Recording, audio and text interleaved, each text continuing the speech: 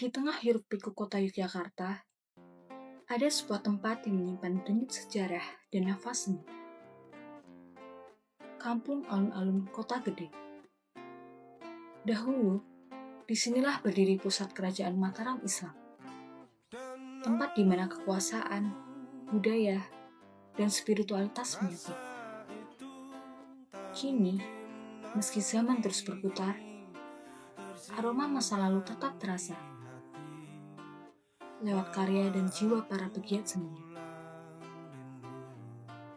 Di tangan para penggerak sejarah seperti beliau, sejarah tidak hanya diceritakan, tetapi dihidupkan kembali. Alun-alun bukan sekedar lapangan. Ia adalah ruang simbolik, tempat rakyat berkumpul, berdialog, dan bernafas bersama sejarah. Dan dari sinilah denyut peradaban Mataram dulu berawal.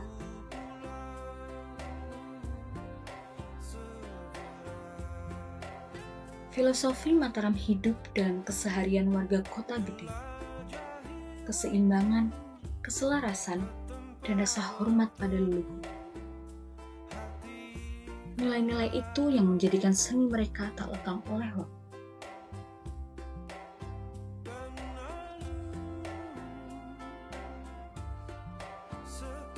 Jejak awal filosofi itu terpatri kuat di Benteng Cepuri.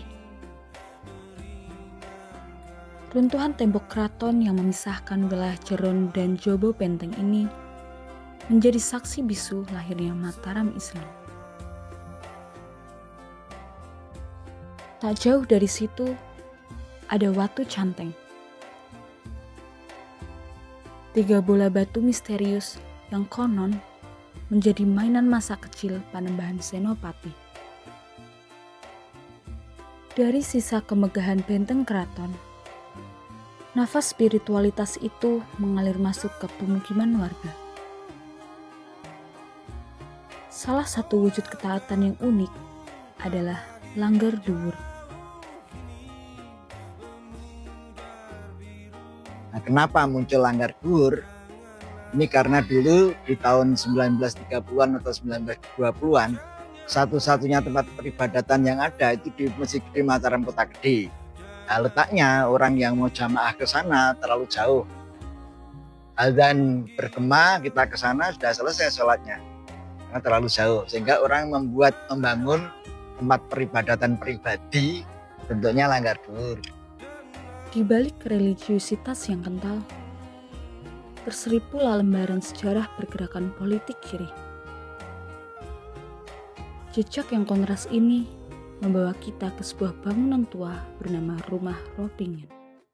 Sekarang saya berada di Rumah Ropingen karena pemiliknya namanya Ropingi, sehingga orang menyebut Rumah Ropingen. Dan rumah ini pernah dapat penghargaan dari Dinas Kebudayaan Provinsi DIY kira-kira tahun 2010 karena tata letaknya, tata ruangnya, tata rakit bangunnya masih utuh, sempurna, tidak ada yang berubah, asli. Punya nilai penting di masa lalu ketika untuk rapat PSI Merah, SI Merah. Ada tokohnya Samaun ketika waktu itu Syarikat Islam Kongres di Bandung tidak boleh melakukan rangkap jabatan. Akibatnya Samaun mendirikan Partai Komunis Indonesia berasal dari kongres atau rapat di sini. Sayangnya, saksi bisu pergerakan ini sekarang tak lagi terawat. Bangunan itu terbengkalai, dibiarkan kosong, seolah menyimpan rapat rahasia masa lalunya. Meninggalkan sudut yang dingin itu, kita beralih ke jantung pemukiman yang hangat. Di Between Two Gates, dinding-dinding lorong bukan pemisah, melainkan saksi toleransi dan guyub rukun yang melegenda.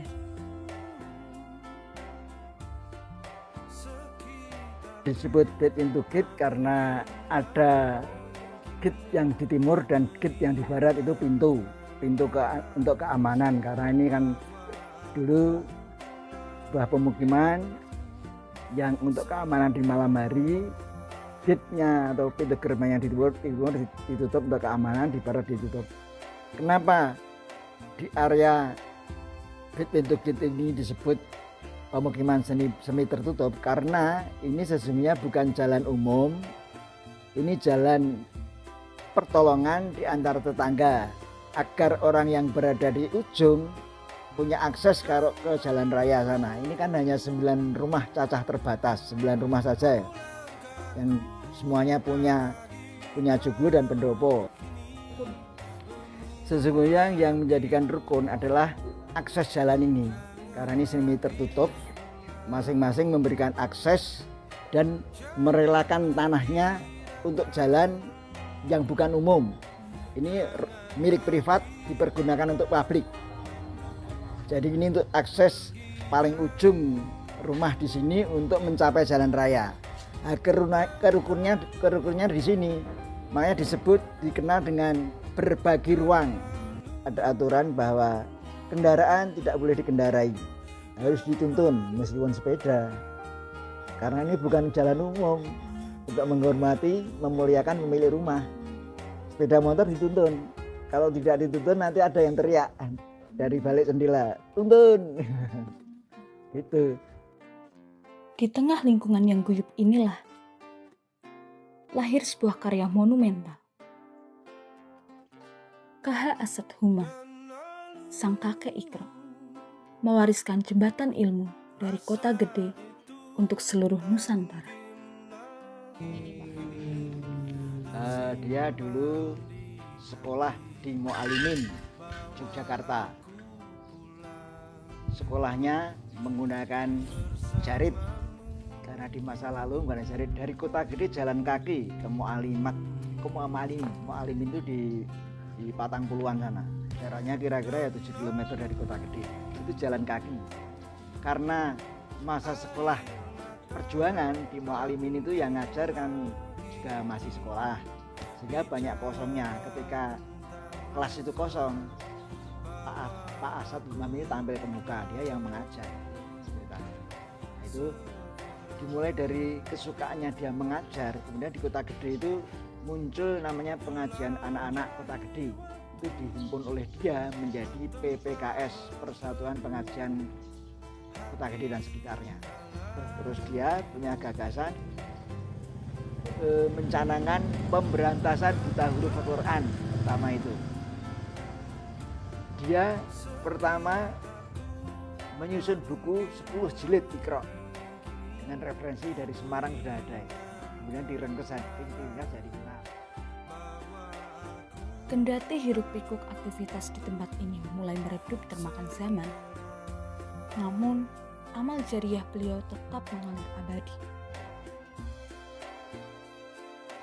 Jika KH Asad Humam berjuang memberantas buta aksara Al-Quran, maka tak jauh dari sana lahir pula sosok yang berjuang meletakkan fondasi negara ini.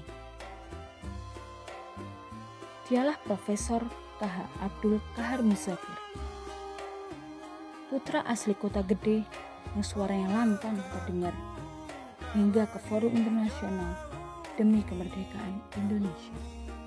Dia bukan orang yang, salah satu yang menarik, dia bukan seorang yang sangat ambisius. Ketika dia berada di BPUPKI, Badan Persiapan Usaha Kemerdekaan Indonesia, dan PPKI, Panitia Persiapan Kemerdekaan Indonesia, itu kan dia menawarkan dasar negara untuk negara dan wilayah negara. Yang dasar negara itu kan dicoret dengan 7 kata, sila pertama itu. Akhirnya dirumuskan oleh Agus Salim, diterima oleh semua pihak, ada kaum nasionalis, ada pakai dari Nasrani, dari yang satu dua orang. Akhirnya ketuhanan yang Maha Esa itu bisa diterima. Tapi Abdul Qahar Muzakir mengusulkan agar dibentuk Kementerian Agama untuk mengawal kepentingan umat Islam. Langsung oleh Soekarno ditunjuk, kamu yang jadi Menteri Agama. Dia menolak, bukan seorang yang ambisius. Ditunjuk kembali temannya dari kota gede yang sekolah di Mesir. Ini loh kolega saya, Rosidi Atmosudiko. Ini sudah juga di Mesir, ini saja yang jadi Menteri Agama. Akhirnya Rosidi Atmosudiko orang dari kota gede menjadi menteri agama.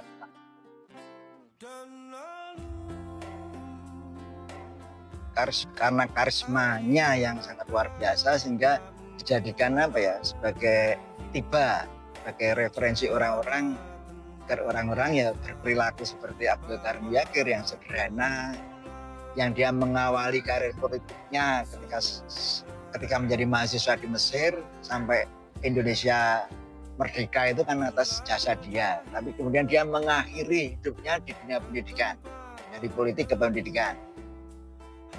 Ini dijadikan suri teladan orang ini karena kesederhanaannya, karena tidak ambisius dan rumahnya sangat sederhana. Ini bagus ketika direnovasi lah.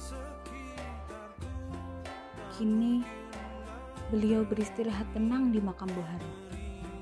Namun semangat juangnya mengingatkan kita, kota gede bukan sekedar tentang perak dan bangunan tua, tetapi juga tentang manusia-manusia besar yang mengubah sejarah bangsa. Di antara tembok tua dan lorong sempit, tradisi tak pernah padam. Setiap denting gamelan, setiap retak pada dinding tua menyimpan kisah yang sama. Adalah bentuk cinta yang diwariskan dari satu generasi ke generasi berikut.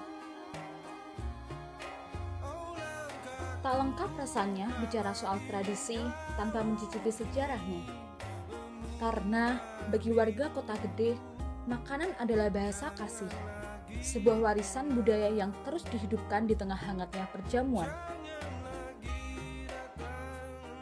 Di meja makan, kita menemukan lego moro.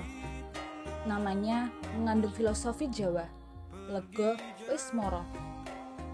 Lega karena sudah datang, menggambarkan kebahagiaan saat menyambut tamu dengan sajian istimewa, berupa nasi ketan bersantan yang dibungkus daun kelapa muda. Ada pula banjar dan ukal, panganan renyah yang bentuknya mengadopsi bentuk konde atau angka 8, dilapisi gula putih. Jangan lewatkan pula wajik bakar, wajik ketan manis yang disajikan dengan cara dibakar, memberikan aroma yang khas. Serta kembang waru, kue tradisional yang bentuknya menyerupai bunga. Dan tentu saja yangko, kue kenyal berbahan dasar ketan yang konon katanya nama yangko diambil dari singkatan Iki Tiang Kota Gede, yang artinya ini orang kota gede. Hidangan-hidangan ini bukan sekedar panganan, melainkan cara warga kota gede merayakan hidup, sejarah, dan keramahan yang diwariskan turun-temurun. Kampung ini mungkin kecil di peta, tapi besar dalam makna. Ia mengajarkan kita bahwa sejarah bukan untuk dilupakan, melainkan untuk dihidupi melalui karya, melalui seni, dan melalui hati. Inilah kampung alun-alun kota gede, saksi hidup perjalanan waktu. Di setiap detaknya, seni dan sejarah berdialog, menjaga agar jiwa Mataram tetap bernafas di tengah sana yang terus berubah. Memperkenalkan diri, nama saya Erwito Wibowo. Saya dari Badan Pengelola Kawasan Cagar Budaya Kota Gede. Tahun 2002 sampai 2023 saya jadi ketua, sekarang jadi anggota.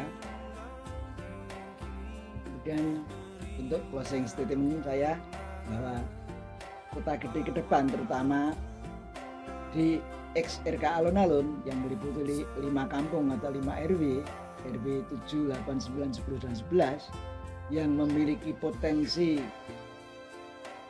rumah-rumah yang menarik, kawasan lingkungan yang menarik, mestinya diisi dengan aktivitas untuk menunjang keberadaan kawasan tersebut, yaitu adanya aktivitas seni budaya. Yang menjadi kering kosong adalah tidak adanya kegiatan seni budaya di wilayah XRK Alun-Alun. Ada potensi narasinya bagus, wilayah kawasan, tata ruang lingkungan dan bangunan, belokan-belokan jalan, perpotongan jalan, jalan-jalan yang saling berpotongan itu kan menarik sebagai sebuah lingkungan binaan. Itu saja dari saya. Terima kasih.